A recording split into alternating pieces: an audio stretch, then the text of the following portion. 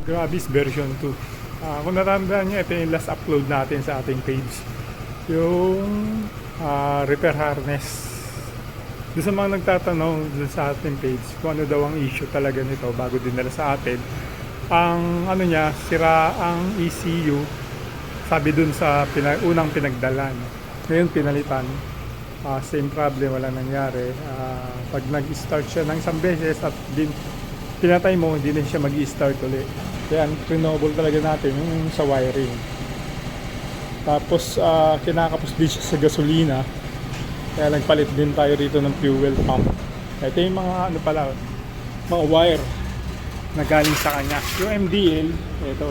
Hindi muna natin binalik kasi nga testing pa. Ito yung ano niya, fuel pump. Kali pinalitan na natin to kasi puro duktong yung wire nito eh. Kaya pinalitan na natin. Kasi injector, nagpalit din tayo injector. Tapos ito nga pala pinakita nyo dun sa last upload natin na meron tayong pinakita ng kala mong mic. Ito yun.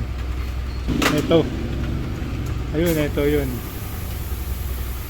Ito yung pinakita natin na binalot ng tape. Ayan, yan pinakita natin na picture. Yan yun sa naunang video natin, no? Ito yun. Bali ang purpose kasi nitong gadget na to, may power siya, supply, tapos may timing delay siya. Yung pag nag-on ka ng susi, meron ng power yung susupplyan niya. Ngayon, mga ilang seconds papatayin. Yun ang pagkakaalam ko rito. Kasi may ano siya eh. Ano, kung nakikita nyo, meron siya supply. Tapos pagdating dito, sinupplyan uli niya yung wire ng start. Kaya kumbaga yung sa ano ko lang kasi sabi pinalitan daw ng ECU para mag-start. Ito yung nilagay. Kasi ito yung gadget na to. Ito yung magkaka-power eh. Ngayon, papatayin niya yan mga ilang seconds. Yun ang purpose ng gadget na to. Ito yung nakita natin sa loob nitong harness. Nakatago to sa loob ng harness nitong motor na to. Yan, ngayon working na lahat, magana. Pati yung busina nga pala lilagay natin kasi nga yung stock niya wala na. Tapos ito yung mga pinalitan. Yan, palit din tayo spark plug. Tapos ito nga pala sa pang nakita ko, kaya nagpalit din ako yun, tanggal di ba? Yan, itong ignition coil, pinalitan din namin to ng bago. Kasi ang original kasi nito, hindi basta-basta nahuhugot to eh. Kung nakikita nyo, nahugot kagad siya. Di ba? Kinuha ko lang, nahugot kagad eh. Kumbaga nakatutok ko lang tong ganun eh. Kaya nung dinoble check ko, nahugot siya. Ano? Kaya pinalitan din natin to ng stock, yung original na Yamaha. Kasi kung di natin, although na buo siya, mahirap yung mag-back job eh.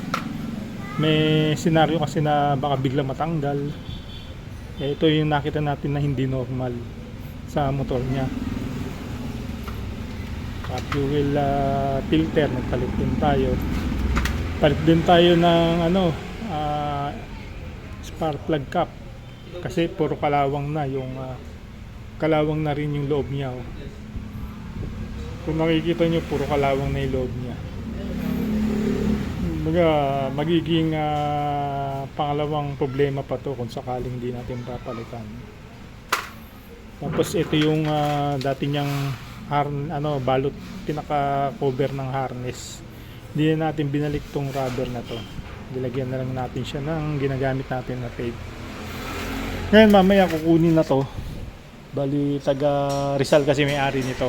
Yun nga pala, big shoutout kay Biyahe ni Pampu. Yun yung page niya. Biyahe ni Pampu. Mahilig siya sa dirt bike. Kaya ito minsan dinadala niya daw to sa bundok.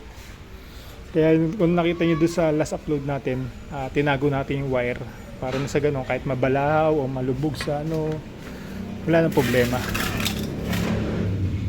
Na doble gasto si customer dito kasi doon sa unang paggawa hindi natin alam kung magkano ng gastos niya, pero dito medyo malaki talaga na gastos niya dito kasi nagpalit tayo ng fuel pump, Tapos nag-troubleshoot tayo, tapos nagpalit tayo ng ibang pyesa, katulad ng ignition coil. Nakita niyo naman kung anong ginawa.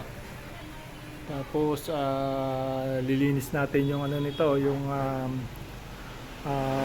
fuel tank kasi puro kalawang na rin. Tapos inalis natin yung carbon ng head, nag-top overhaul din tayo, kaya medyo malaki rin na gastos niya rito.